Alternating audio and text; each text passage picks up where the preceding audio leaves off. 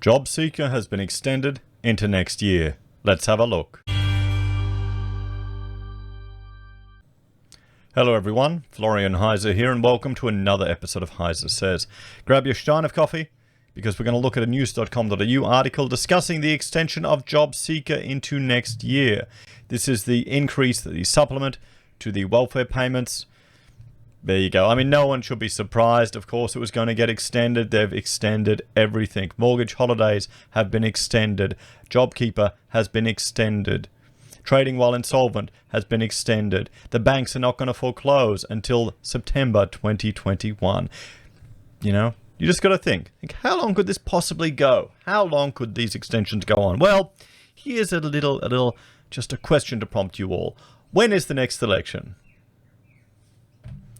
So, Prime Minister Scott Morrison is set to extend extra coronavirus payments for JobSeeker recipients at a reduced rate for another 3 months.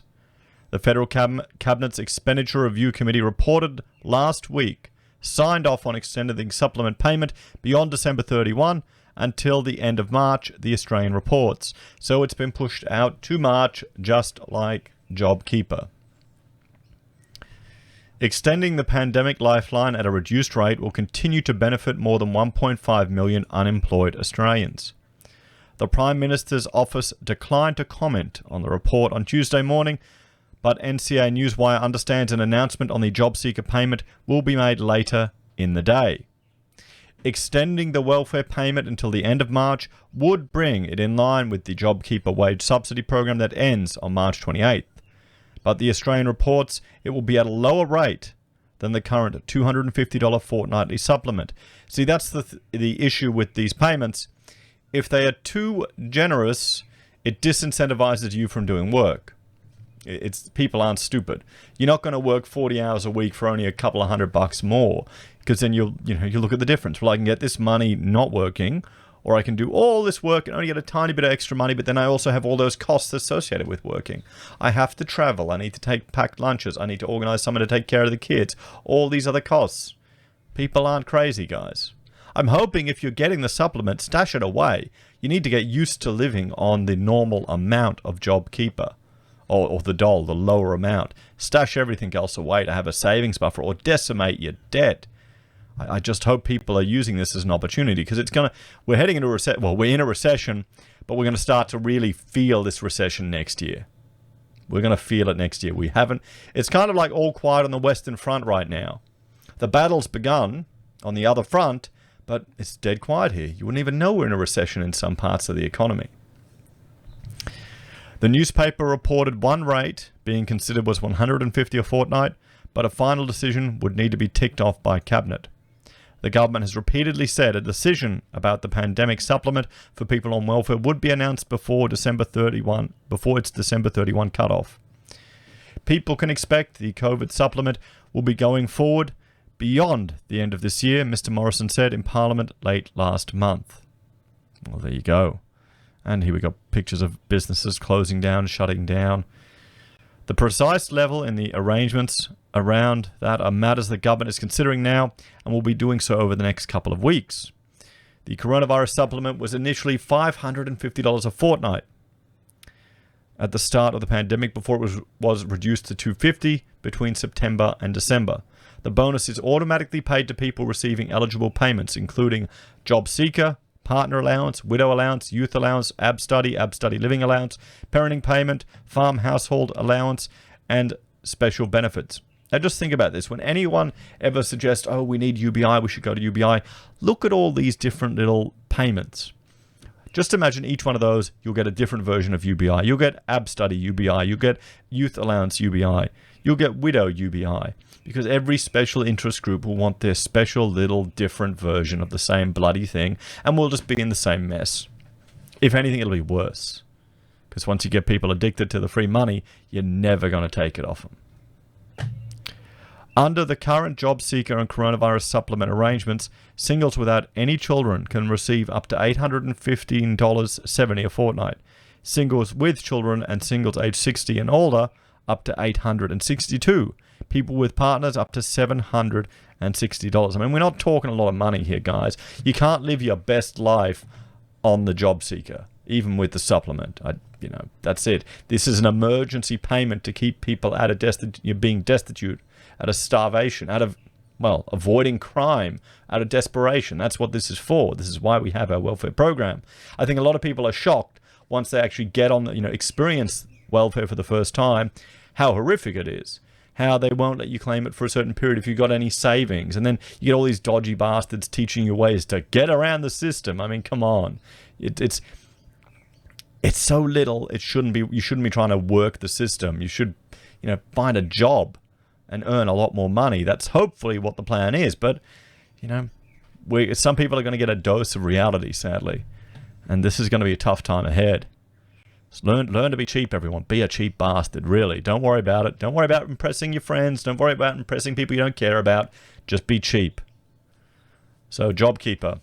2-tier payment based on pre-COVID hours, $1,200 a fortnight for workers on 20 hours or more, $750 a fortnight for workers on less. JobSeeker recipients now receive $250 coronavirus supplement. They're also able to earn up to $300 a fortnight. Sure, you could potentially earn the $300 a fortnight, but it's going to be hard. It's going to be difficult right now. So rules for recipients, they must meet the acid test. See, they've brought all these requirements in. Must look for up to 8 jobs a month. Must accept any offer of suitable work. And the end date, they're scheduled to end on December 31. The government reportedly looking at extending it until the 28th of March 2021. So, I mean, this cannot be a surprise to anyone that they're looking at extending this. I mean, the job seeker or the dole that you're getting without this supplement is pretty low. And, I mean, it's a flip side. You've got the problem here. If you make welfare too high, you discourage people from working. But we also have interventions in the market that mean that there's certain people that are not going to be able to reach those minimum wages. They're not going to be productive enough to warrant being paid those minimum wages. And you also have these other interventions, these rights that the state says people are entitled to, and then that will drive business to look at ways to reduce that cost. They'll look at automation, they'll look at offshoring work. That's what happens, guys. It's just the reality. Then you also have, well, if the welfare is too high, it's going to disincentivize people from working because, well, generally a lot of people don't like their jobs. And we've all had shit jobs. We've all had to do it. You've all had to, do the crap. Deal with crap people, crap customers. I've been there. It's part of life sometimes. And if you can get paid generous money for not really having to do it, why do it? You've also got all the people on JobKeeper now. Even if they wanted to go out there and look for a job, are you going to, as a business person, you're going to hire someone on JobKeeper just so you can train them up, teach them your systems, get them useful, and then they'll bugger off back to their other job? I can't imagine anyone in the airline industry really getting a job if there's a risk of them leaving for somewhere else. That's another thing to consider. So it is going to be a mess. It really is. And it's going to become political, and it will become part of the next election. Will it all merge into UBI, and is that the good hope? I think that's a terrible idea, honestly, because to do it properly, you need to completely remove all of the infrastructure that's in the welfare system to get the savings. They're never going to do that, guys. They're never going to fire all these civil servants and then put them on UBI. Can you really see that happening? Come on. I mean, damn, it would be funny. It would be so bloody funny. Just, okay, Centrelink is now gone. Everyone sacked. You're all on UBI. Imagine just the paper pushers that don't have a job of any substance, that just move paper around from one thing to another, filling out forms. Can you imagine that? Them all losing their jobs and all on a UBI stipend. Damn, it would be funny to watch. It really would. I can't see it happening, but it would be bloody funny to watch. What do you think? I mean, look, there's so many Centrelink offices around the country too. Once you cut all of those, all the landlords, all those properties that people invested in, all the people supplying that, this is a big machine. UBI, you could get rid of all of it and just have an automatic, 5 people in an office managing the automatic payments. Just does it. What do you reckon? Anyway, guys, let me know your thoughts and opinions in the comments down below. Do you think this is something the government needs to do, or is it just going to disincentivize employment? Do you think, they're going to slowly chip away at these things, or will it mesh into an election issue? As always, thanks for watching. Like, share, subscribe to the channel. If you're a fan and want to support the content I create here, there are a few ways you can. You can join us on YouTube or Patreon. You can support us using our affiliate links at Amazon, eBay, Independent Reserve, or Kucoin. You can buy merch from HeiseSays or Teespring. You can use Gold Pass from the Perth Mint or support us via PayPal. Have a great day, everyone. I'll see you all next time.